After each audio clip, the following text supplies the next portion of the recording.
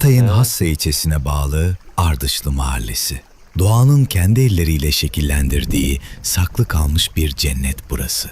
Volkanik taşların arasında, adeta zamanın durduğu bir coğrafyada doğal kaynak sularının oluşturduğu bu eşsiz göller, gören herkesi kendine hayran bırakıyor. Yöre halkının Leçelik alan dediği bu bölge, binlerce yıl öncesinden kalan donmuş volkanların izlerini taşıyor. Sert ve siyah kayaların arasında hayat bulan su, doğanın gücünü ve sabrını gözler önüne seriyor. Burada sadece suyun sesi yok. Kuşların kanat çırpışı, rüzgarın volkanik taşlara dokunuşu ve doğanın kalp atışı var.